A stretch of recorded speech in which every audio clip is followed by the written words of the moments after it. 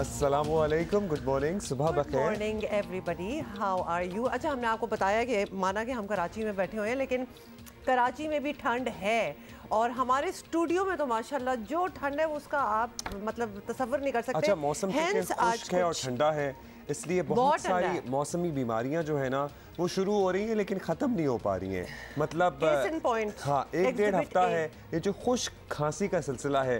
Please ज़रा आज जियो Pakistan TV पे हमें ट्वीट करके बताएं कि हम क्या ऐसा आजमाएं या इस्तेमाल करें जिससे कुछ थम सके या कम हो सके। और not only be there are many people around me and I'm sure around you as well जो कि इस तवील नज़ला ज़ुकाम खांसी का शिकार हैं या रहे हैं। अच्छा, अब कुछ चीज़ें तो कुछ बीमारियां एलिमेंट्स ऐसी हैं जो नज़र आ जाती हैं, जैसे कि हमारे भाई की आवाज़ भी ख़राब हुई है, खांसी बीच में एकदम से आ जाती है। मुझे आपने नोटिस किया होगा कि I pick up a tissue और मैं ये करना स्टार्ट हो जाती हूँ बिकॉज आई इन्फेक्शन भी काफ़ी हो रही है। बारिश नहीं हो रही ना और ड्राइनेस, एग्जैक्टली ड्राइनेस की वजह से इतना कुछ कि मेरी वो एक परपेचुअली इन्फेक्टेड मतलब इन मौसमों में वो आंख की सिचुएशन चल रही है। और बहुत से लोगों ने मुझसे पूछा भी है कि आपको क्या हुआ है और आप बीमार हो गए। अब मैं इसको बीमारी पर से तो कंसिडर नहीं करती, लेकिन एक चीज़ साथ साथ चल रही है जो कि अब जब तक मौसम ऐसा रहेगा, बारिश भी नहीं होगी, ड्राइनेस है, डस्ट है, तो चल ही रहा है मामला। अगर आपके पास हम दोनों के लिए कोई टोटके हैं।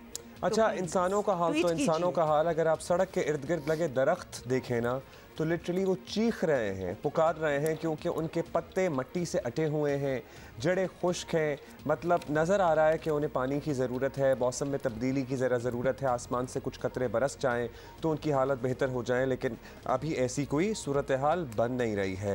खैर, अच्छा, आज ज़रा मेरा ख्याल है कि एक्सटेंसिवली हम ज़रा वेदर की बात करेंगे और एक्सटेंसिवली हम एक नया वेरिएंट जो कोविड का जिसका खदशा जाहिर किया जा रहा है कि वो आ सकता है और अल्टीमेटली वी ऑल नो कि आ ही जाता है, उस पर भी बात करेंगे कि पहले वालों से ज़्यादा ख़तरनाक है, कम ख़तरनाक है, फ़िक्रमंद होना चाहिए या नहीं होना चाहिए। मतलब कोई कम चीज़ें नहीं है वैसे फ़िक्र करने की। माशाल्लाह हमारे पास तो आपको पता है कि साल ख़त्म भी हो रहा और शुरू भी हो रहा। आप ये भी बाय द वे लिख के बताइएगा कि आप लोग कितनी दफ़ा कोविड का शिकार हो चुके हैं। मैं मुतअद्दिद वैक्सीन लगवाने के बावजूद 2 दफ़ा कोविड का शिकार हो चुका हूँ, जिसमें पहली दफ़ा बहुत बुरा था और दूसरी दफ़ा वैक्सीन के साथ बहुत बेहतर हालत में। Abdullah, but don't make it seem like what you are suffering right now is COVID. अभी तो आपको ऐसा कुछ नहीं है। कोविड की फीलिंग एक डिफरेंट होती है। जब आपको 2 दफ़ा हो जाता है तो आपको पता लग जाता है कि कोविड एक और ही किस्म की बीमारी है। लेकिन सेकेंड टाइम मैं आपको ये रिमाइंडर करा दूं कि because we were all vaccinated, पहली दफ़ा नहीं थे तो it was much better than the first time. इसलिए in case you have missed your vaccine और योर बूस्टर शॉट तो प्लीज़ जाके लगवा लें एसएप, क्योंकि बहुत फ़र्क पड़ता है। अच्छा, लेकिन वही मैं कह रही थी ना कि और भी बड़े गम हैं ज़माने में, तो एक जिक्र उसका भी हो ही जाए। आपको पता है कि इमरान खान के बाद इत्तेहादी हुकूमत आई तो उम्मीद हुई थी कि महंगाई का तूफान जो है शायद कुछ थम जाएगा, लेकिन हुआ उसके बिल्कुल कैसी बातें कर रही हैं नहीं, उम्मीद थी। क्यों थी उम्मीद आपको? क्योंकि इंसान शुड बी होपफुल। और हमारे एक डीएनए में एक चीज होती है कि हम उम्मीद करते हैं और हम होपफुल होते हैं कि एक चेंज हो रहा है सिस्टम, तो कोई बेहतरी आएगी ना। डी ट्रैक हो चुके थे, आईएमएफ के किए गए वादों से मुकर गए थे, पेट्रोल की सब्सिडी पे मुल्क चल रहा था, ये बात नहीं ज़रे मुबादला हम जला के गए थे, वो आ रहे थे तो एक उम्मीद थी कि यू नो कि कुछ ना कुछ तो बेहतर होगा, लेकिन ऐसा कुछ नहीं हुआ। कि खुशी से मर ना जाते अगर एतबार होता। अच्छा ठीक है, अब नहीं करेंगे ना, कर लिया एतबार, अब क्या हो सकता है। लेकिन हुआ इसके बिल्कुल उलट ही। हुकूमत के मुश्किल फैसलों ने आवाम को भी मुश्किल में डाल दिया है और छोटी मोटी नहीं, अब ज़िंदगी गुजारना मुश्किल तर हो गया है। यही दिलासा दिया जा रहा है कि वक्ती परेशानी है, 6 महीने में हालात बेहतर हो जाएंगे। आज शहबाज शरीफ की हुकूमत को 8 माह हो गए हैं और ज़मीनी हक़ाइक़ ये हैं कि महंगाई दुगनी हो गई है, लोगों की चीखें निकल रही हैं। आवाम पहले महंगाई को रो रहे थे, अब तड़प रहे हैं। महंगाई का ये इफरीत लगता है कि मुतवस्सित और गरीब तबके को तो निगल ही गया है, और तो और मिडिल क्लास के लिए भी बच्चों को नाश्ता कराना मुहाल हो गया है। कैन यू इमेजिन जब बात इस बात पे आ जाए कि नाश्ते के लाले पड़े हुए हैं, तो दिस इज टू मच। और इमरजेंसी वॉर फुटिंग पे इसके हवाले से कुछ होना चाहिए। डबल रोटी, अंडे, दूध, दही, खाने पीने की दीगर अशिया की कीमतें 7वें आसमान पर जा पहुंची हैं। 50 रुपए वाली डबल रोटी जो है वो बिल्कुल डबल कर दें आप, डबल रोटी ने भी डबल हो गई है और 100 रुपए में आपको बिक रही है, मिल रही है। और वज़ीर आज़म शहबाज शरीफ जो हैं वो मानते हैं महंगाई बहुत बढ़ चुकी है, लेकिन वो समझते हैं कि इसके ज़िम्मेदार वो नहीं, पिछली हुकूमत है। भाई हमें कोई लेना देना नहीं है कौन है, इसको रिवर्स करें। हमने जिन हालात में हुकूमत संभाली थी, इंतहाई मखदूश हालात थे। IMF से हमारा मुआहदा टूट चुका था, तेल की कीमतें आसमानों से बातें कर रही थी, महंगाई अरूज पर है। जब सैलाब आया तो उसने और भी बड़ा चैलेंज पैदा कर दिया। लेकिन वफाक ने बेनज़ीर इनकम सपोर्ट प्रोग्राम के साथ जो NDMA ने जो रकूम खर्च की वो 100 अरब रुपए से तजावज़ कर गए। ये वफाक ने खर्च किया, लेकिन अभी कई 100 अरब और चाहिए।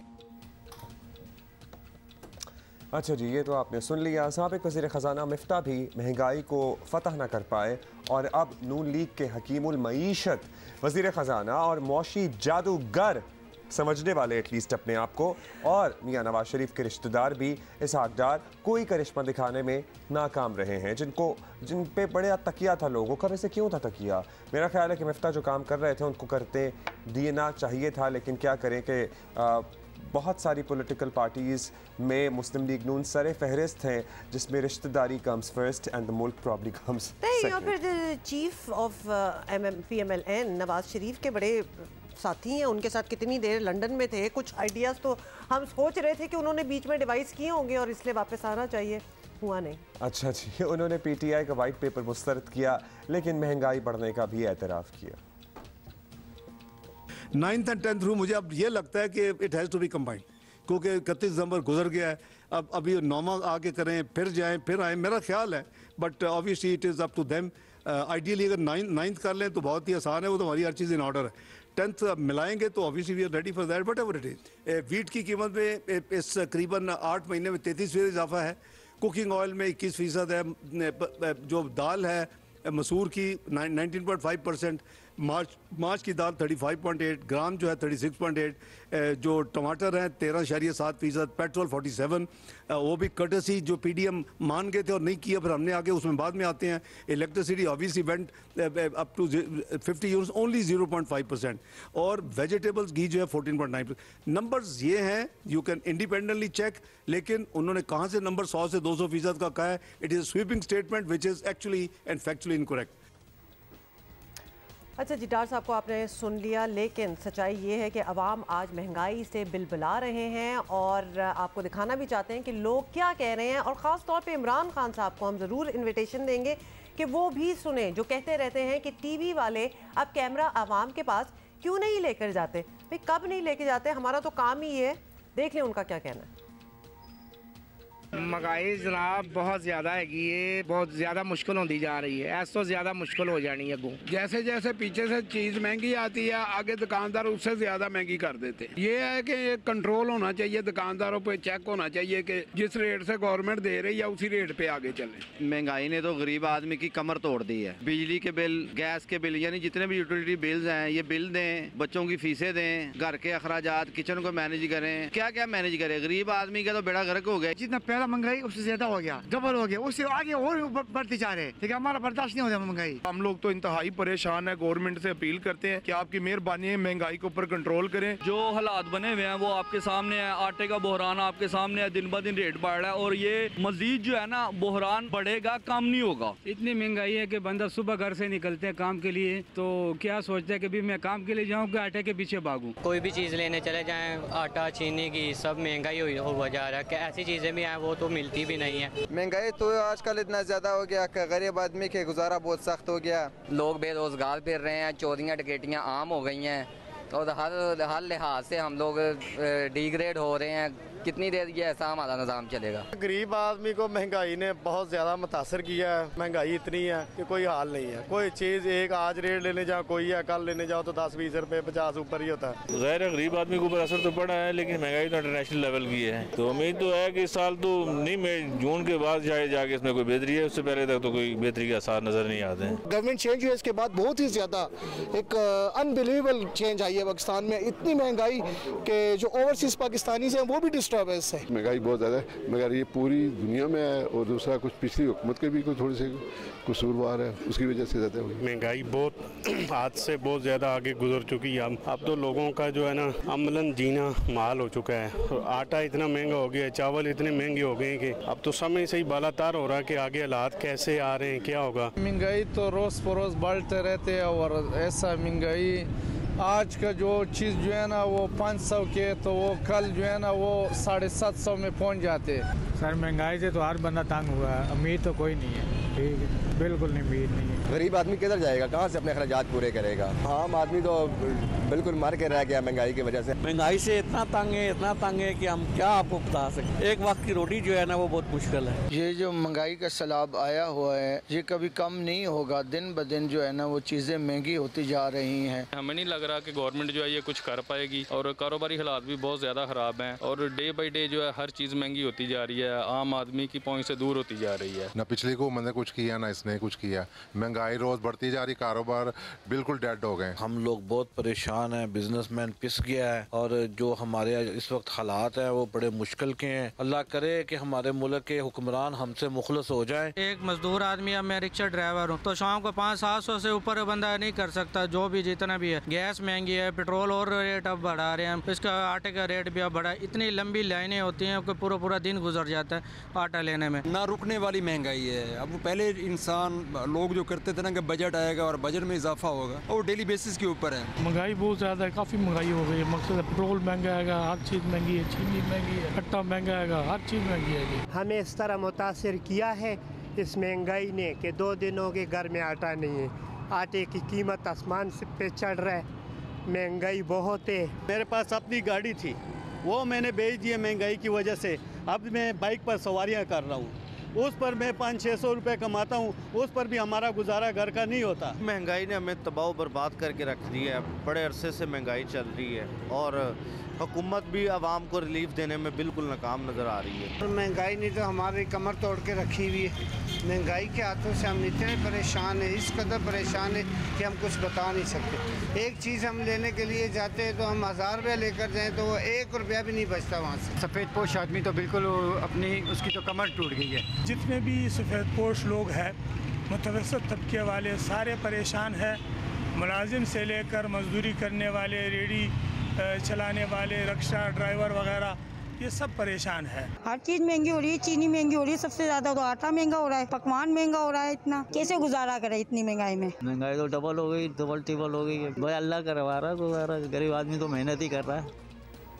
अच्छा, कल खबरें चल रही थी कि ताजरों ने अहकामात हवा में उड़ा दिए 8:30 बजे। भाई ताजरों को कुछ नज़र आ रहा हो ना कि कुछ उधर से भी किया जा रहा हो, कोई इक़दामात ऐसे हों जो एविडेंट हो कि हाँ हुकूमत भी संजीदा है बचत करने में। सब ने तय कर लिया हो कि जनाब एक डाले या एक गाड़ी के अलावा कोई गाड़ी साथ नहीं चलेगी किसी भी ऑन्टराज में, एक्सेप्ट फॉर वज़ीर आज़म कर लें या फिर आर्मी चीफ कर लें। सब कुछ इस तरह के इक़दामात उठाएं तो सही जिसमें हाँ पता लगे कि आप भी कुर्बानी देने के लिए तैयार हैं या सारी कुर्बानियाँ आवाम नहीं देनी है। बेसिकली आवाम चाहती है इंसेंटिव जो है ना ऊपर से आए। और हम देखें वही कल वाली हमारी 2 रोटियों के बजाय 1 रोटी की कुर्बानी भी दें, बहुत सी चीजें भी आगे कुर्बानी दें। टमाटर महंगे हो जाए तो टमाटर की कुर्बानी दे के दही भी इस्तेमाल करें। बड़ी अच्छी बात ये आपने याद दिलाई है, क्योंकि इस पे हमने बात इसलिए करनी है क्योंकि टमाटर महंगे हो तो कहा जाता है कि दही का इस्तेमाल करें, चीनी महंगी हो तो कहा जाता है कि चाय में 10 दानों की जगह 5 डालें। मतलब ये तो हम खुद ही कर लेंगे, इसके लिए आपके मशवरे की जरूरत नहीं है। बताएंगे तो हम करेंगे। और आटा महंगा हो तो मशवरा मिलता है कि 2 रोटियां क्यों खा रहे हो भाई, एक ही रोटी से गुजारा करो। हमारी हुकूमतें बदल जाती हैं लेकिन हमारे वजीर जो है ना माशाल्लाह उनके मशवरे बिल्कुल वही रहते हैं। नया मशवरा है चिकन हमारे वफाकी वजीर हैं जी फूड सिक्योरिटी के हैं, चिकन चीमा इनका नाम हमने वैसे चिकन चीमा, क्योंकि हमारा स्लग कुछ ऐसा लग रहा था, चिकन चीमा लग रहा था, लेकिन तारिक बशीर चीमा साहब की बात करें।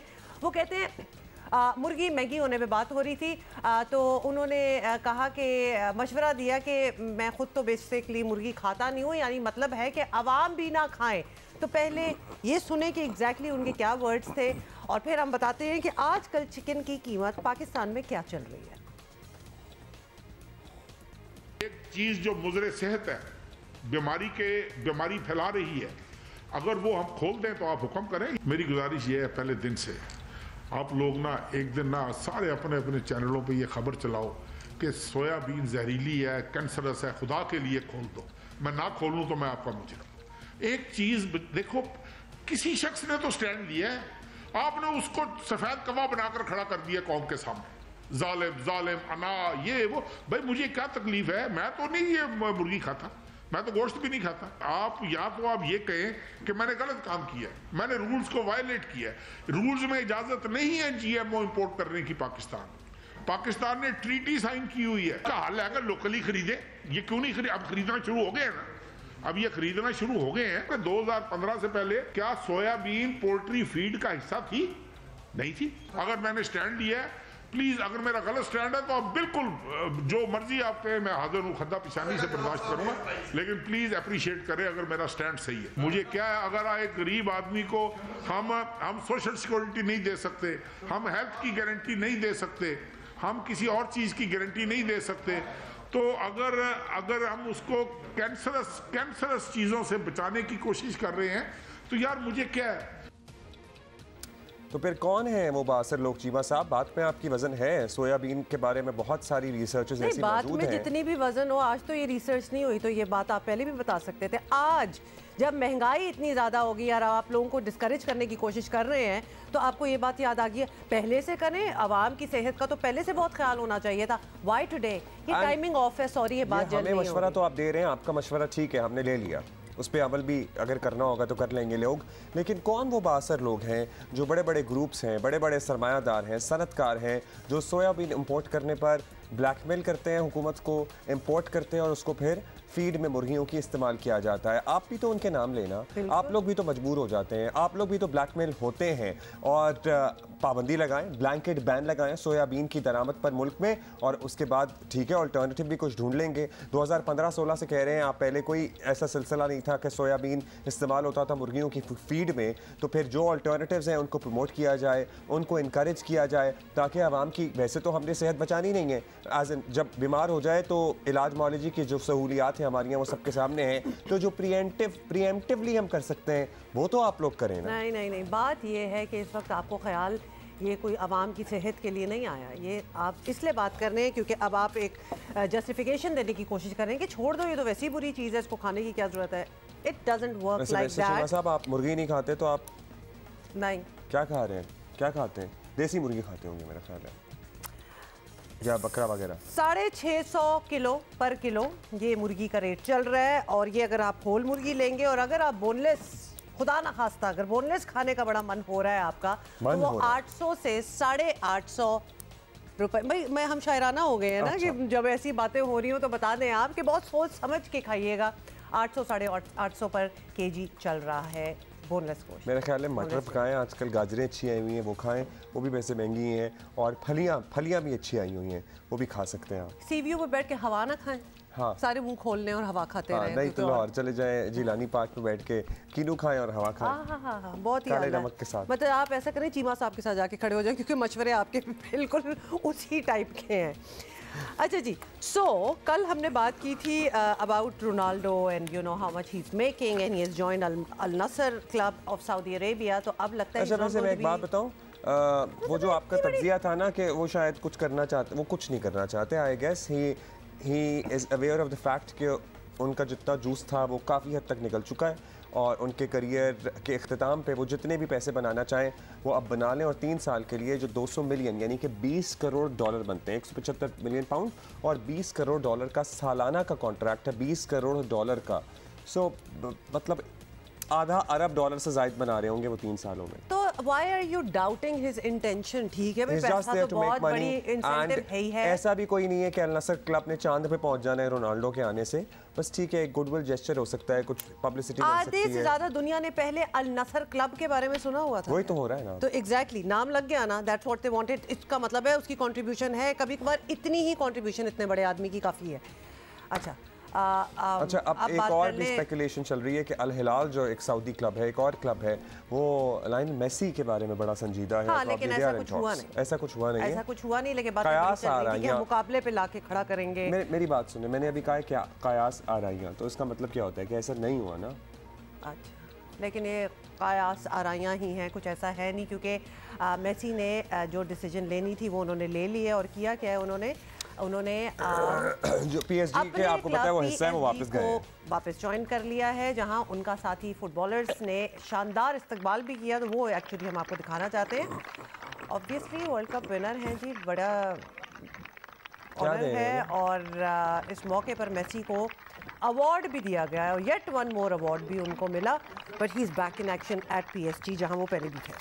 मतलब इमेजिन करें, बड़ा साइट, बड़ा साइट, व्हाट साइट, मतलब मेसी आपके सामने खड़ा है यार, आप सोचें ये, आप ये सोच सकती हैं आप, आपसे 6 फुट के फासले पे मेसी खड़ा हो। मैं सोचने को मैं बहुत कुछ सोच सकती हूँ वैसे, लेकिन कल इस्तकबाल आपने रोनाल्डो का देखा था जो सऊदी में था, मतलब पूरा स्टेडियम उनके इंतजार में बैठा हुआ था, तो ये तो बस 2-4 लाइनें। I would probably still go and see Messi अगर रोनाल्डो को एक और जगह देखने की। ये प्लीज़ एक दफ़ा दोबारा से हम ये रिपीट कर लेना, ये कल वाला जो रोनाल्डो का जिसकी किट पे आपको एतराज़ था, लेकिन ये कुछ भी पहन लें। चूँकि हम विंटर बोर्न डिजीज़ की बात कर ही रहे हैं, उसके अलावा कोविड जो कि एकदम से दोबारा से फैलने की कोशिश कर रहा है, उसकी भी बात करना ज़रूरी है। और मुल्क में एक बार फिर कोरोना के फैलने का खदशा जो है वो जाहिर किया जा रहा है, क्योंकि इस वक्त हमारे पड़ोसी मुल्क चाइना, जहाँ से ये बात स्टार्ट हुई थी, वहाँ कोरोना के नए वेरिएंट जिसको कहते हैं XBB 1.5 की जद में है चाइना इस वक्त, और इतलात मिल रही हैं कि कोरोना की ये नई किस्म जो है दीगर मुल्कों तक पहुँच रही है और खुदा न खास्ता पाकिस्तान भी इससे मुतासर हो सकता है, बिकॉज आपको पता ही है कि कितना ट्रैवल बैक एंड फोर्थ होता है और उस लेवल की स्क्रीनिंग तो हो नहीं रही।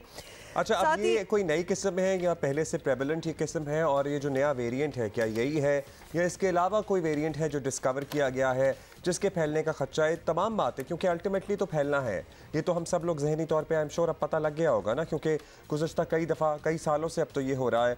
Focal person NIH doctor Mumtaz Khan हमारे साथ मौजूद है, उनसे ज़रा मालूम करते हैं। डॉक्टर मुमताज़, ये जो XBB 1.5 या XBB 1 के बारे में खदशात, हाँ वेरिएंट है, इसके बारे में लोग बड़े सहम गए हैं, अचानक से खौफजदा हो गए हैं, ज़रा इसको एक्सप्लेन कर दें, ये कोई नया ख़तरनाक वेरिएंट है कोरोना का? Thank you so much. बड़े टाइम पे आपने इस बारे में पूछा है। रीज़न ये है कि काफ़ी कन्फ्यूजन है हमारे पब्लिक में और मीडिया में इसके बारे में। मैं बताता चलूँ कि XBB जो एक वेरिएंट है, ये ओमिक्रॉन वायरस का वेरिएंट का सब क्लासिफिकेशन है और उनका एक किस्म है। अभी तक कोई 4-5 किस्म के ओमिक्रॉन के सब वेरिएंट्स आ चुके हैं। XBB 1 जो है ये इस वक्त तकरीबन मोर देन 35 कंट्रीज़ में ये डिटेक्ट हुआ है और इस वक्त दुनिया में तमाम वेरिएंट्स का 1.3% से ज़्यादा ये प्रिवेलेंट है पूरी दुनिया में। और ये तकरीबन अक्टूबर से अनवर्ड ये एक प्रीडोमिनेंट स्ट्रेन है ओमिक्रॉन का। तो ये कोई नई चीज़ नहीं है, ऑलरेडी दुनिया में चल रहा है और लोग इसको फेस कर रहे हैं।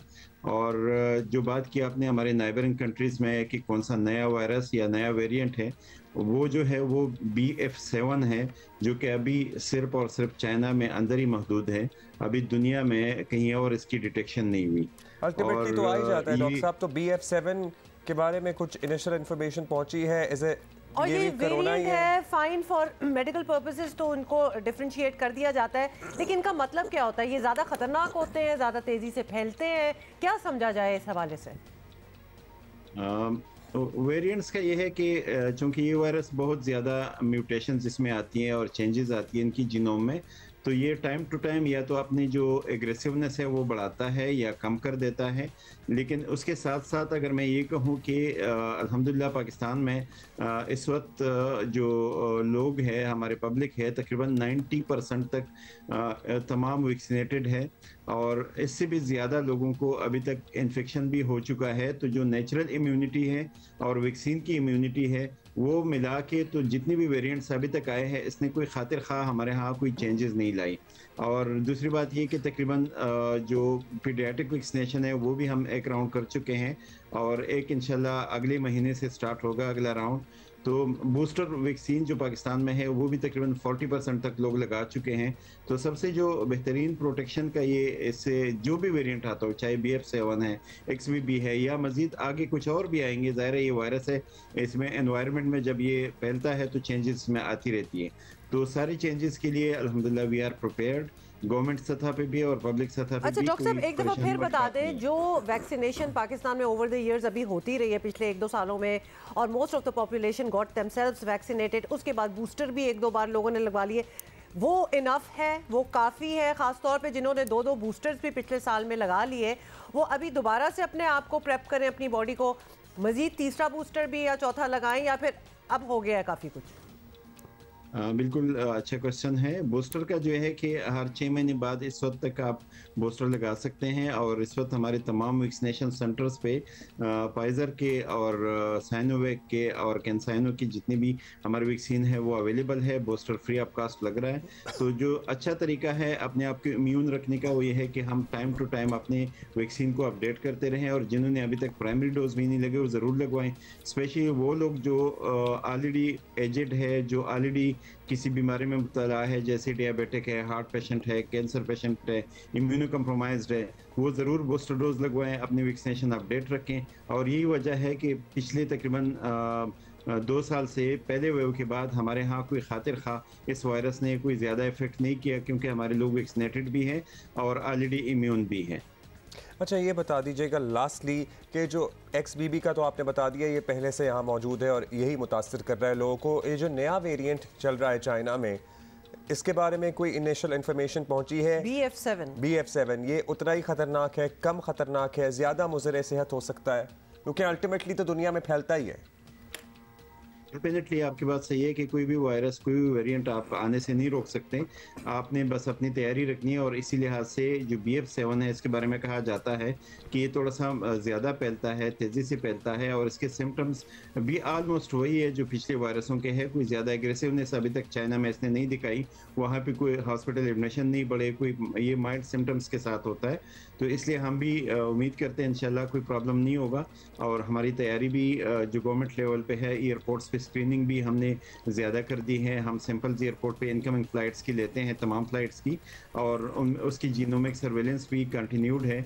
सो पाकिस्तान इसमें नज़र रखे हुए हैं, इंटरनेशनल दुनिया के साथ भी कोऑर्डिनेशन में है, और जैसे जैसे कोई डेवलपमेंट होती है डेफिनेटली आप लोगों के तवज्जुह से हम अपने पब्लिक को बताएंगे। सवाल है हम सब लोगों का, बहुत से लोग मुतासर है, नज़ला ज़ुकाम खांसी के बाद खुश्क खांसी का सिलसिला ख़त्म ही नहीं हो रहा है। इर्द गिर्द लोगों को देख लें, खुद को देख लें, मतलब 2-2 हफ्ते हो गए हैं, खुश्क खांसी कैसे जाएगी? मौसम के अनरिलेटेड टू कोविड हम अपने लिए बराह रास्त नुस्खा हम आपसे ले रहे हैं, दवाइयाँ ना बताइएगा, ज़रा बता दें फिर वैसे ज़रा। ठीक है, डेफिनेटली इस वक्त जो हमारे माहौल में काफ़ी सारे पोल्यूशन भी है, ड्राइनेस भी है, इसकी वजह से खांसी बढ़ रही है, नज़ला ज़ुकाम बढ़ रहा है, और डेफिनेट ये एक जो इन्फ्लुएंजा वायरस है जिसको हम H1N1 या H2N3 कहते हैं वो भी काफ़ी बढ़ गया है, और इसी वजह से आजकल के जो खांसी नज़ला ज़ुकाम है वो चल रहा है। ज़्यादा बेहतर यही है कि नज़ला ज़ुकाम वाले लोग घर पे रहें, और जो देसी टोटके हैं, कावा पिएँ, स्टीम ले लें, और कोई एंटी एलर्जिक साथ लेते रहें। 4-5 दिनों में ये खुद ब खुद ख़त्म हो जाता है। ज़्यादा एंटीबायोटिक लेने की भी इसमें ज़रूरत नहीं होती, क्योंकि ये वायरल होता है, इसलिए खुद ब खुद ठीक हो जाता है। बस रेस्ट करें, अपना ख्याल रखें, पानी शानी ज़्यादा पिएँ ताकि आपकी जो हाइड्रेशन लेवल हो वो पूरा हो, और कावा शवा गर्म चीज़ें ले लें ताकि गला सूदनिंग, थ्रोट सूदनिंग हो, ताकि ज़्यादा खांसी ना हो। राइट, बहुत शुक्रिया doctor Mumtaz Ali Khan for being with us this morning. जी, कोविड के हवाले से हमने आपको बता दिया कि वही अपने तौर पे आप अपने मास्क वगैरह रखें, वरना कोई परेशानी की बात नहीं है। हाँ, 6 महीने में बूस्टर नहीं अगर आपने लगवाया तो एक बूस्टर शॉट लगवा ले। अब्दुल्ला ने अपनी प्राइवेट कंसल्टेशन भी ऑन एयर कर ली है, तो आप भी लगवाया 6 महीने में बूस्टर। हमने लास्ट कब लगवाया था, याद है? लास्ट ईयर के शुरू में बहुत सारे लगवा चुके हैं, इसलिए पता हाँ, इसलिए आप कुछ याद नहीं है कि लास्ट कब गया। इसके बारे में हम जरा बात करते हैं। लेकिन जो अगर आपको खांसी जुकाम वगैरह ये वाले सिम्टम्स चल रहे हैं तो उसके लिए और कावा पिए, मैं भी पी रहा हूँ, वही है, और anti histamine, but antibiotics are not required. अच्छा जी, आप अपने शहर का मौसम हमें लिख के बताइएगा @Jio Pakistan TV पे। वैसे अगर दिल का मौसम अच्छा होना तो इर्द गिर्द कोई भी मौसम हो अच्छा ही लगता है जी। ठीक है, लेकिन किधर से आ रही है बात? ये बात अभी तो आप अभी पिछले सेगमेंट तक तो आप बीमार थे। मैं आपको बता रहा हूँ कि if you generally happy and satisfied and content in your life, सड़ी गर्मी भी बाहर पड़ रही हो ना तो वो उस तरह से आप पे असरअंदाज नहीं होती जितना अगर आपकी ज़िंदगी में ऑलरेडी एक परेशानी चल रही हो और मौसम भी आपकी परेशानियों में इजाफा कर रहा हो तो आपको और बुरा लगना शुरू हो जाता है। सड़ी गर्मी तो आप पड़ रही हो तो वो आपको फील होगा, बेशक बहुत ही आपके दिल का मौसम बड़ा अच्छा हो। सॉरी, ये बहुत एक्सट्रीम बात कर ली है, अलिफ लैला टाइप सिचुएशन आपने बना दी है। ऐसा कुछ नहीं होता, जो बार मौसम होता है आपको अच्छा भला फील होता है। जैसे कि कोयटा समेत बलूचिस्तान के अक्सर इलाके जो हैं वो खून जमा देने वाली सर्दी की लपेट में। अब इसमें जिन लोगों को बहुत कोई इश्क और प्यार और बहुत कुछ भी हो रहा हो, उनके इर्द गिर्द गर्मी नहीं है, उनके भी खून जम रहे हैं। अब बताओ, वैसे पता नहीं मेडिकल साइंस में क्या इसकी हकीकत है कि खून जमता है कि नहीं जमता, लेकिन ये आपकी ख्वाहिश हो सकती है, लेकिन ये हकीकत -10 तक पहुंच गया है टेम्परेचर और कोयटा में पाइपों में पानी ज़रूर जम गया है, खून का पता नहीं है मुझे। कराची में भी कोयटा की सर्द हवाएं दाखिल हो चुकी हैं और पारा गिरने लगा है, गिरी जाए वैसे पारा कराची में भी। ख़ास तौर पर रात के वक्त निस्बतन सर्दी बढ़ जाती है, कोई ऐसी कोई कक्कड़ नहीं पड़ रहे हैं, कक्कड़ आप समझते हैं ना कि क्या है, ठीक है। खुश्क सर्दी के बायस शहर में नज़ला ज़ुकाम खांसी और गले की बीमारियों में इजाफा हो रहा है। Please come back to Kakkar because I am wearing a sweater today because मेरे मुताबिक कक्कड़ जो है वो पड़ रहे हैं। कोई नहीं पड़ रहे। शहरी मौसम सरमा की बारिश के मुंतज़िर हैं ताकि खुश्क सर्दी से होने वाली बीमारियों से निजात मिले। मैं भी मुंतज़िर हूँ। अब तो बलूचिस्तान में सैलाब ज़दगान की बड़ी तादाद अभी तक खैमों में रह रही है और परसों या कल गालिबन बिलावल भुट्टो ने दादू से अपनी इंस्टाग्राम और दीगर हैंडल्स पे एक वीडियो लगाई हुई थी जिसमें वो बहुत से बच्चों के साथ और उससे पहले जो उन्होंने फ़ज़ाई मनाजिर और दादू के हेलीकॉप्टर से जो लिए गए मनाजिर है वो दिखाए थे। दिल दहल गया था देखकर कि 5-6 महीने हो गए हैं और अभी तक सिंध का एक मेजर हिस्सा पानी में डूबा हुआ है। अगले 24 घंटों तक बलूचिस्तान में सर्दी बरकरार रहने की पेशगोई की जा रही है। इंतज़ामिया ने शहरियों से कहा है कि रात और सुबह सवेरे सफ़र करने से गुरेज करें। अच्छा जी, हमारे कॉरेस्पॉन्डेंट हैं सलमान अशरफ, उनके पास ज़रा मज़ीद डिटेल्स हैं, उन्हें सुनते हैं। Over to you Salman. वादी कोयटा के नाम में मतला साफ ताहम सर्द हवाएं चलने से सर्दी की शिदत में इजाफा रिकॉर्ड किया जा रहा है। सूरत हाल ये है कि कोयटा की सड़कों पर बहता हुआ पानी जमा हुआ है, जगह जगह पर सूरत हाल ऐसी है, जबकि यकपस्ता हवाएं चलने से सर्दी की शिदत में इजाफा होता जा रहा है। महकमा मौसमियात के मुताबिक आइंदा 24 घंटों के दौरान सर्दी की शिदत में मज़ीद इजाफा रिकॉर्ड किया जाएगा। इस वक्त सूरत हाल ये है कि जहाँ एक तरफ सर्दी की शिदत में इजाफा है, वहीं दूसरी जानिब गैस प्रेशर में कमी के बायस शहरियों को शदीद मुश्किलात का सामना करना पड़ा है। हफ्ता रफ्ता के दौरान जो दर्जा था वो नुक्ता जमात से कई दर्जे नीचे रिकॉर्ड किया गया है और जो कम से कम दर्जा रिकॉर्ड किया गया है वो वादी ज़ियारत में -11, गलात में 9 और कोयटा में जो दर्जा था वो -8 डिग्री सेंटीग्रेड तक गया है। महकमा मौसमियात के मुताबिक जो मौसम की शिद्दत है वो आने वाले दिनों में मज़ीद बढ़ेगी। -8 -10 इन कोयटा। अच्छा जी, ये तो हमें हमारे कॉरेस्पॉन्डेंट सलमान ने अपडेट किया है, लेकिन अगले घंटे में चीफ मेट सरदार सरफराज भी हमारे साथ होंगे। खासतौर पे कराची का ज़रा हम वेदर फोरकास्ट उनसे ज़रूर लेना चाहेंगे में, क्योंकि फ़्लाइट ऑपरेशन बहुत मुतासर हो रहा है। ये स्मॉग और फॉग का सिलसिला कब तक जारी रहेगा, लोग गाड़ियों से मोटरवे से ट्रैवल नहीं कर पाते, सो ये तमाम बातें हम उनसे कर लेंगे। आपके कोई सवाल है तो आप लिख के भेज दें हमें जियो पाकिस्तान TV पे।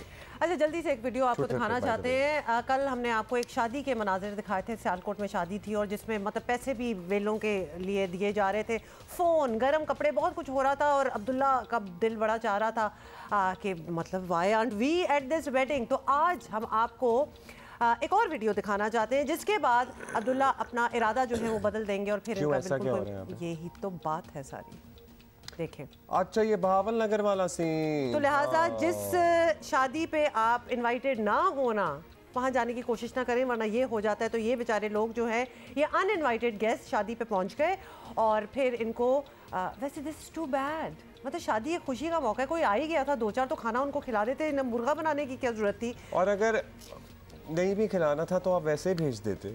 हाँ एग्जैक्टली, बाहर कह देते भाई बाहर बैठो हम ला रहे हैं। ये मुझे बिल्कुल अच्छी बात नहीं लगी, लेकिन just the contrast of these weddings कि क्या वो शादी थी जहाँ के मतलब हर कोई आ जाए उस शादी पे और पैसे भी मिल रहे हैं और यहाँ 2 एक्स्ट्रा लोग आ गए तो इनको अपने चिकन की कीमत याद। वज़ादारी वाली बात, खानदानी वाली बात ना हुई ना कि लोगों से हाथ जोड़ के माफिया मंगवा रहे हैं कि हमने और वीडियो बना रहे हैं, 4 बोटियाँ खा ली।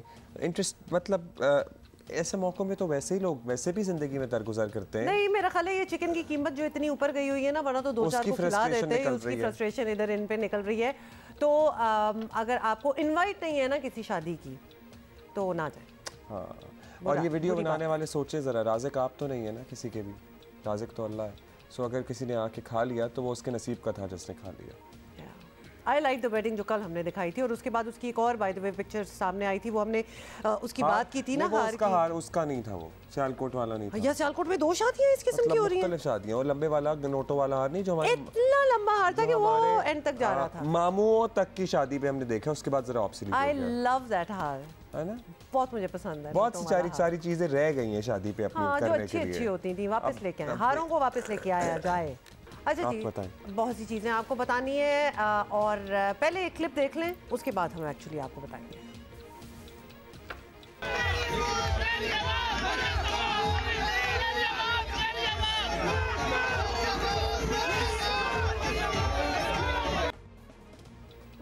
देख लिया आपने, समझ भी आ गई होगी। नून लीग के कारकुनों का यही जज्बा मियां साहब को भा गया, और पार्टी ने मरियम नवाज को सीनियर नायब सदर और पार्टी की चीफ ऑर्गेनाइजर बना दिया है, और पार्टी को मुनज़्ज़म करने की जिम्मेदारी अब मरियम नवाज के सर होगी। तो ये बात है। और इंटरेस्टिंग बात यह है कि पार्टी में चीफ ऑर्गेनाइजर का ओहदा पहले नहीं था, बाय द वे इसे मरियम साहबा के लिए तख्लीक किया गया है। यही नहीं है, मरियम नून लीग की सीनियर नायब सदर बनने वाली पहली खातून भी हैं, लेकिन नून लीग के इस फैसले पर मुख्तलिफ सियासी आरा सामने आ रही हैं। वो दोनों आरा हम आपके साथ शेयर करेंगे। कुछ हलकों के नज़दीक और बहुत सारे हलकों के नज़दीक इस फैसले ने नून लीग में मौरूसी सियासत पर मोहर लगा दी है, और सर्टनली लगा भी दी है। और कई सीनियर रहनुमाओं के मुताबिक क्या बिल्कुल कई सीनियर रहनुमाओं के मुकाबले में ये ओहदा ऐसी शख्सियत को दिया गया जिन्हें पार्लियामान का कोई तजुर्बा नहीं। मरियम नवाज ने आज़ाद कश्मीर, गिलगित बल्तिस्तान और फिर पंजाब के ज़िमनी इलेक्शन में इंतखाबी मुहिम की क़यादत की, लेकिन पार्टी को कोई ख़ास परफॉर्मेंस ना दिखा सकें।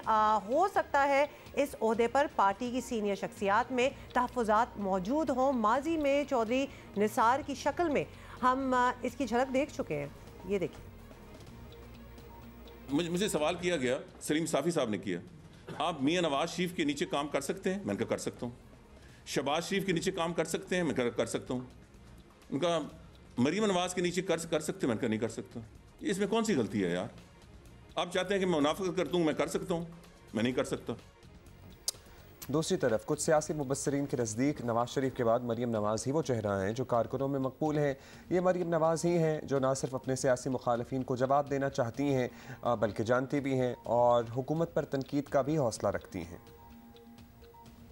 1 महीने या 2 महीने का काम नहीं, जितनी गड़बड़ इमरान खान करके चला गया इसको 2-3 साल में रास्ते पे लाना मुमकिन होगा। मुस्लिम लीग नून को और ऑपोजिशन की जमातों को, अवाम को गवाह बना के ये कहना चाहती हूँ कि इमरान खान की बदबूदार और बुरी कारकर्दगी का टोकरा अपने सर पे उठाने की जरूरत नहीं है। अच्छा जी, लेकिन साथ साथ आपको बता दें कि फ़िलहाल तो मरियम नवाज़ जो हैं वो मियां साहब के हमरा जनीवा रवाना हो गई हैं, जहां उनकी सर्जरी मुतवक्के है। वज़ीर इत्तलात मरियम औरंगज़ेब के मुताबिक मरियम नवाज़ जनवरी के तीसरे हफ्ते में वापस आ जाएंगी यहाँ पाकिस्तान। और मरियम नवाज़ को तो पार्टी में सीनियर तरीन ओहदा मिल गया, लेकिन शरीफ ख़ानदान की तीसरी नस्ल भी सियासत में एंट्री के लिए तैयारी पकड़ रही है। और मरियम नवाज के बेटे जुनैद सफ्तर ने पाकिस्तान में मुस्तकिल तौर पर आबाद होने का फैसला कर लिया है और वो सियासत में अपनी वालदा की मदद करना चाहते हैं। जुनैद सफ्तर तो अब उन्हें क्या कहेंगे हम? मियां जुनैद सफ्तर कहेंगे हम उन्हें? ये वो खुद ही बता देंगे, मेरा ख्याल है उनका काम हमें बता देगा कि क्या कहना चाहिए। जुनैद सफ्तर इस वक्त आपको बता दें कि दोहा में हैं और कल उनकी पाकिस्तान वापसी मुतवक्के है। So this is going to be happening tomorrow. उसी सियासत की इससे बेहतर मिसाल कोई हो ही नहीं सकती। बहरहाल मरियम नवाज के ज़िम्मे अब अगले इंतखाबात में अपनी जमात की खोई हुई साख को बहाल करना है जो इस वक्त दाव पर लगी हुई है। और अपने ट्वीट में इस अज़्म का उन्होंने इजहार भी किया है। वो पार्टी के एतमाद पर पूरा उतरने की कोशिश करेंगी। मरियम नवाज़ को पार्टी की बड़ी जिम्मेदारी देने से एक ये तासुर भी लिया जा रहा है कि नवाज शरीफ शायद अमली सियासत से अब किनारा कशी के लिए तैयार हो गए हैं। अब खबर आई है कि नवाज शरीफ और मरियम नवाज़ लंदन से जिनेवा चले गए हैं। हालांकि पार्टी की बागडोर संभालने का यही वक्त है। अब जिनेवा से वो बताया यही जा रहा है कि जल्दी पाकिस्तान भी आएंगे। और मुझे लगता है कि जुनैद सफ्तर में आपको पता है ना, फिर वो तमाम क्वालिटीज़ तो मौजूद हैं जो इमरान खान साहब के बारे में लोग कहते थे ना, अल्लाह ना करे वो सारी हो, लेकिन वो हैंडसम वाला एलिमेंट तो मौजूद है। अब बस वही है, क्योंकि बाकी अगर आप देखा जाए तो ही एब्सोल्युटली नो एक्सपीरियंस, यानी बिल्कुल ही and in fact unlike Imran Khan, Junaid Safdar का तो पब्लिक लाइफ का भी कोई एक्सपीरियंस ऐसा सच नहीं है। इमरान खान तो फिर भी इतने बड़े मतलब क्रिकेटिंग स्टार थे वो। एनीवे पता करते हैं जी कि क्या चल रहा है, और ख़ास तौर पे मौरूसी सियासत के हवाले से जो तहफ़्फ़ुज़ात हैं उस पर भी बात करनी है। रहनुमा मुस्लिम लीग नून अज़मा बुखारी हमारे साथ हैं। अज़मा साहबा, मरियम नवाज़ जो हैं वो मुस्लिम लीग नून में अहम तरीन जिम्मेदारियाँ अब उनको मिल गई हैं और बहुत बड़ा ओहदा दिया गया है उनको। अगर ये तरक्की परफॉर्मेंस की बुनियाद पर हुई है तो फिर पार्टी के बाकी सभी लोगों के लिए परेशानी की बात नहीं कि एक फैमिली के अलावा कोई पार्टी के लिए ऐसा कुछ कर ही नहीं रहा कि उसे भी इस काबिल समझा जाए कि इतना बड़ा ओहदा मिले। मतलब पीएम भी आप हैं, सीएम भी बेटा बना दें, सब कुछ आप लोग हैं जी। इसमें कोई दूसरी राय नहीं है कि मरीम नवाज साहिबा को उनकी परफॉर्मेंस की बुनियाद पर ही ओहदा मिला है, और उन्होंने ये ओहदा जो है ये अपनी मेहनत से कमाया है। ये भी मैं नहीं समझती कि इसके अंदर किसी के लिए परेशानी की बात होनी चाहिए या हो सकती है, क्योंकि पार्टी के अंदर मुख्तलिफ ओहदे होते हैं, मुख्तलिफ ओहदेदार जो हैं वो मिलकर एक टीम वर्क की सूरत में पार्टी के लिए काम करते हैं। ये सियासी जमात है, और सियासी जमात के अंदर जो लीडर पॉपुलर होता है वही लीडर बन सकता है। दफ्तरों के अंदर बैठकर लीडर नहीं बनाए जाते, और वही आगे जो है वो सरबराही कर सकता है या उसी को लीड करने का मौका मिलता है जिसके साथ अवाम होते हैं। और इसमें कोई दूसरी राय नहीं है कि मरीम नवाज शरीफ साहिबा जो है वो मुस्लिम लीग नून का एक बहुत बड़ा ऐसा चेहरा है जिनकी एक्सेप्टेबिलिटी है अवाम के अंदर, पार्टी के अंदर, और वो यंग भी है, डायनामिक भी है, मेहनती भी है, और उन्होंने इमरान खान के दौर के अंदर जो है वो उन जो है वो गुनाहों की सजा भी पाई है जो उन्होंने कभी किए नहीं थे। सो ये तमाम जो लीडरशिप क्वालिटीज होती हैं वो उनके अंदर मौजूद है, और इसलिए ये जिम्मेदारी के लिए मुकम्मल तौर पर वो मौजू जो है वो थी, और मैं नहीं समझती कि इसके ऊपर किसी भी किस्म की किसी जो है वो इफ एंड बट्स की कोई गुंजाइश मौजूद है। अच्छा, अब ये बताइएगा आज़मा साहिबा कि मरियम नवाज साहिबा को पार्टी के तंजीमी उमूर देखना होंगे, लेकिन इलेक्शन की तैयारी का पूरा काम करना होगा, जो कि लंदन या फिर मिलान में बैठकर तो करना नामुमकिन ही लगता है। वैसे भी 2-4 हफ्ते के लिए गई थी वो, तो उनकी वापसी की तारीख़ या हफ्ता आप बता सकती हैं जो कि एक्चुअली हो भी उनकी वापसी की तारीख़? जी बिल्कुल आना है, अपने मुल्क में आने से इसमें कोई दूसरी राय नहीं है। वो जाहिर है बहुत अरसे के बाद मुल्क से बाहर गई थी, और वहाँ बैठ कर भी बाय द वे आपकी इतला के लिए कि वहाँ पर भी पार्टी के तंजीमी मामलात में और पार्टी के कामों के अंदर ही मसरूफ रही हैं मियाँ के साहब के साथ मिलके। सो बहुत जल्द वो मुल्क में वापस आ रही हैं, और ये खुशखबरी बहुत जल्द आपको सुनने को मिलने वाली है, क्योंकि बहुत बड़ा टास्क है उनके सामने, जो उन्होंने पहले भी जितने पार्टी ने उनको टास्क दिए मुश्किल टास्क, वो उन्होंने खातून होते हुए भी बहुत मर्दाना वार जो है वो टास्क पूरे किए। सो इंशाल्लाह बहुत जल्द वो अपने मुल्क में वापस आ रही हैं। अच्छा अज़मा साहिबा, मुस्लिम लीग नून की नई साख यही नज़र आती है कि हुकूमत शहबाज शरीफ देख रहे हैं, सियासत मरियम नवाज़ देखेंगी। मियाँ नवाज शरीफ का किरदार क्या बचता है, और ख़ास तौर पे क्योंकि उनकी सेहत भी इतनी अच्छी इन द पास नहीं रही, तो इतनी तकलीफ में डालकर वापस लाने की ज़रूरत क्या है? सॉरी, माजरत के साथ मुझे ये सवाल कुछ नामुनासिब लगा कि मियाँ साहब की जो है वो क्या किरदार बचता है। आपकी इतला के लिए कि मुस्लिम लीग नून जो है वो मुस्लिम लीग नवाज शरीफ है, और वो उस पूरी फिल्म के डायरेक्टर हैं जिसके अंदर वो मुख्तलिफ किरदार जो है वो उनकी अपनी जगह बनाते हैं।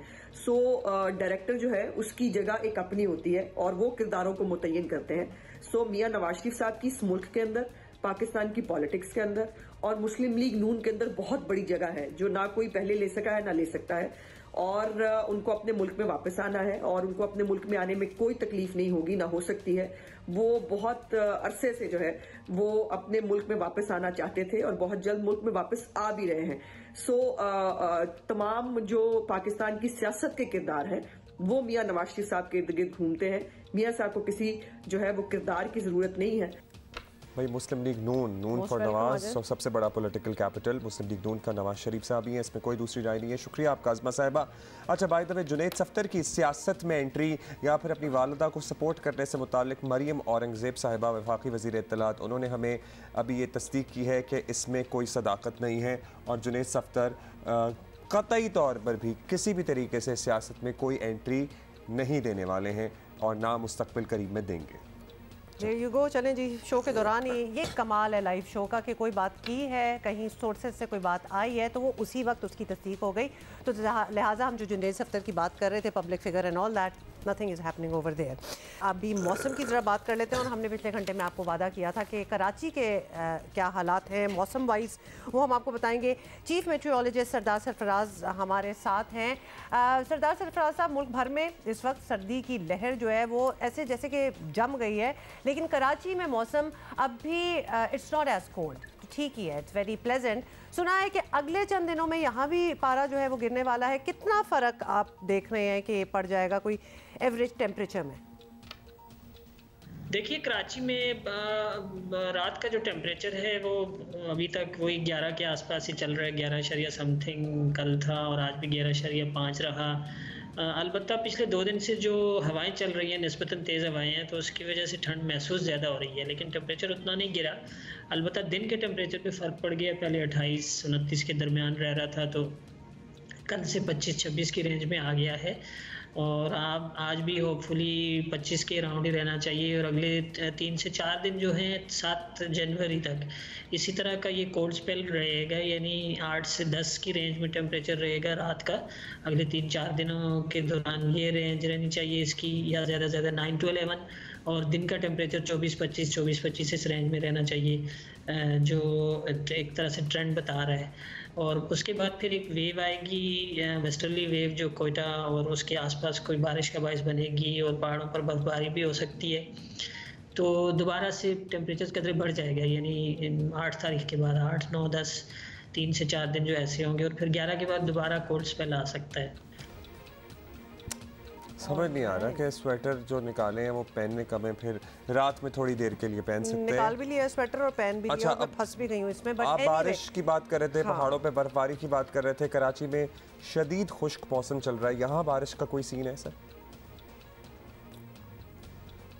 नहीं, कोई चांस नहीं है फ़िलहाल कराची में बारिश का। वैसे भी आपको मालूम है कि कराची क्या पूरे सिंध में सर्दियों की बारिशें बहुत ही कम होती हैं, ना होने के बराबर होती हैं। कभी कोई वेस्टर्ली वेव जो मगरिब से आने वाली हवाओं का सिलसिला होता है, वो अगर निचले लैटिट्यूड्स में, यानी समंदर से कोई डिप होती हुई कोई वेव ऐसे आ जाए, तो वो कुछ बारिश का बायस बन जाती है, जैसे लास्ट ईयर हो गई थी लकीली। लेकिन इस साल मामूल से वैसे भी कम बारिशें हैं। दिसंबर का भी हमने डाटा कंपाइल किया है, तो उसमें -64% रही, यानी दिसंबर की जो एवरेज बारिश होती है उससे इतनी फ़ीसद कम बारिश हुई पूरे पाकिस्तान में।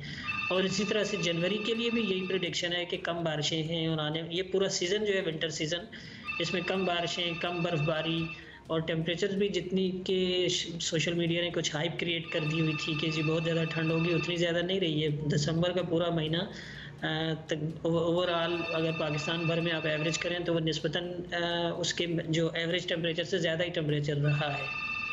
तो बारिश का आपने पूछा था, तो कोई इम्कान नहीं है अगले 2-3 हफ्ते तक, बल्कि मुझे तो पूरे जनवरी में कोई इम्कान नहीं दिख रहा फ़िलहाल, जो एज ऑफ टुडेज़ कंडीशन कोई इम्कान नहीं है। बिल्कुल, बहुत ही अच्छी बात है कि नहीं है, बिकॉज आपको पता ही है बारिश के बाद कराची में हाल क्या होता है। ऑल्दो ऑफ कोर्स जो जितनी वो सीजनल बीमारियां हैं वो शायद बेहतर हो जाती, कम हो जाती, बट एनीवे ये भी बताइएगा जो मौसमियाती तब्दीलियां हम हालिया सालों में देख रहे हैं, ये अंदाज़ा लगाना भी बड़ा मुश्किल हो गया है कि कौन सा सीज़न जो है वो कितनी देर चलेगा। तो क्या इस बार सर्दी मामूल के मुताबिक आपको लग रही है, यानी शिद्दत ज़्यादा या कम, और दौरानिया तवील होगा या कम, इस किस्म की कोई फोरकास्ट है?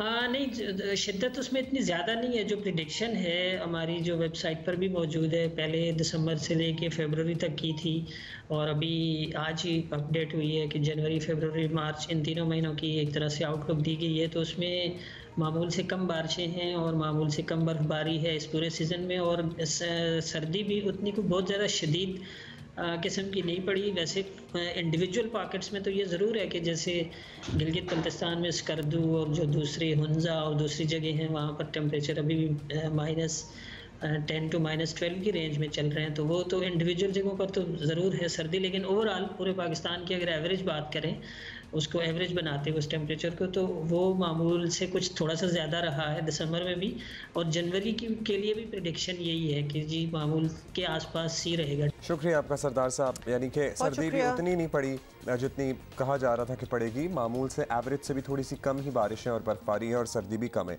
अच्छा जी, दुनिया भर में आपको बताना ये है और याद दिलाना है पूरी दुनिया को इसी पैगाम के साथ कि आज कश्मीरी अपना यौम हक़ खुद इरादियत मना रहे हैं और इस दिन को मनाने का मकसद यही है कि मकबूजा कश्मीर में जो भारतीय तसल्लुत है इससे आज भी कश्मीरी बहन भाई हमारे आज़ाद नहीं हो सके हैं और ना ही वो चैन से बैठे हैं।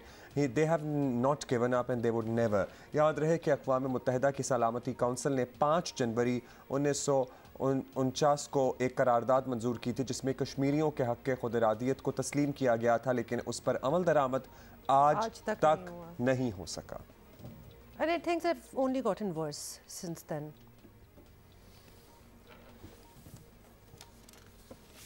अच्छा जी, एक ट्रिब्यूट भी आज देना है और पाकिस्तानी सियासत में अपने अनमिट नुकूश छोड़ने वाले पाकिस्तान के तीसरे सदर, नवे वज़ीर आज़म पाकिस्तान पीपल्स पार्टी के बानी जुल्फ़िकार अली भुट्टो आज ही के रोज़ 5 जनवरी 1928 को लड़काना में पैदा हुए थे और 1958 में अयूब खान ने इन्हें अपनी काबीना में बतौर वज़ीर शामिल किया।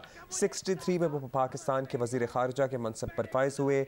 1966 में अयूब खान हुकूमत से अलहदा हो गए। 67 को उन्होंने लाहौर में पाकिस्तान पीपल्स पार्टी के नाम से एक सियासी जमात की बुनियाद रखी। And the rest is history then. Pakistan की मकबूल तरीन सियासी जमात पीपल्स पार्टी बन गई। 1970 के आम इंतखाबात में उन्होंने मगरबी पाकिस्तान में वाज़े कामयाबी हासिल की। सकूत ढाका के बाद वो 1971 में सदर और फिर 1973 में वज़ीर आज़म के ओहदे पर फाइज हुए।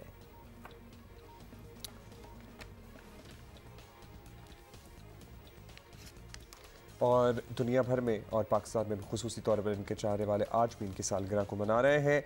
एक हमने क्लैरिफिकेशन करनी है और इसीलिए ये प्लेटफॉर्म हमारा सबके लिए खुला है इंक्लूडिंग PTI कि जब भी कोई बात हो उस पर आप अपना वर्जन देना चाहें तो दे सकते हैं। मरियम औरंगज़ेब साहिबा ने हमें कैटेगोरिकली ये कहा है कि जुनैद सफ्दर का मुस्तकबिल करीब या भी सियासत में आने का कोई इरादा नहीं है, कोई प्लान नहीं है और इस हवाले से जो खबरें फैलाई जा रही हैं इसमें सदाकत नहीं है। थोड़ी देर पहले ही हमने आपको बताया था, कुछ ऐसी सोर्सेज से पता चला था कि शायद जुनैद सफ्दर जो है वापस पाकिस्तान आ रहे हैं और उनका पूरी ये डिसीजन हो गई है कि वो प्रैक्टिकली पॉलिटिक्स में अपनी एंट्री देंगे। लेकिन मरियम औरंगज़ेब के इस बयान के बाद ये साफ साफ पता चल गया है कि ऐसा कुछ नहीं होने वाला। जुनैद सफ्दर ना आ रहे हैं और ना ही वो। अच्छा, आपको पता है एक और मामला भी चल रहा है। एक यूट्यूबर की तरफ से मुख्तलिफ हमारी टॉप की अदाकाराओं को लेकर मन घड़त कहानियाँ फैलाई जा रही हैं। वज़ीर इत्तलात मरियम औरंगज़ेब ने उन अदाकाराओं की किरदार कशी करने वाले अनासर की शदीद मजम्मत करते हुए कहा है कि सिर्फ अपनी माँ बहनों की इज़्ज़त की फ़िक्र है इन लोगों को, बाकी ख़वातीन की इज़्ज़त ना करने वाले ज़हनी बीमार हैं और माँ बहनों बेटियों की इज़्ज़त ना करना घरों पर हमला है और घरेलू तरबियत की अलामत होती है। और उन्होंने ये भी वाज़ेह किया कि ये जो ख़वातीन हैं मेहनत, जद्दोजहद और बड़े टाइम के बाद बड़ा वक्त लगा के और अपने स्किल के बलबूते पर इस मकाम पर पहुंची हैं और इन पर गंद उछालना शर्मनाक है। और साथ ही उन्होंने FIA से भी कानूनी कार्रवाई करने का मुतालबा कर दिया है।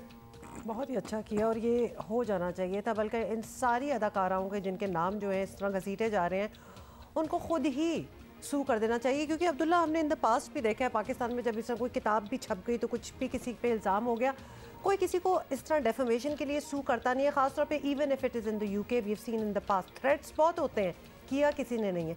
इन लड़कियों को, इन एक्ट्रेसेस को they should prove a point और इनको तो सू करना चाहिए। उस शख्स को जो कि इनका नाम जो घसीट रहा है उस शख्स का हम नाम भी नहीं लेंगे, इट्स नॉट वर्थ इट।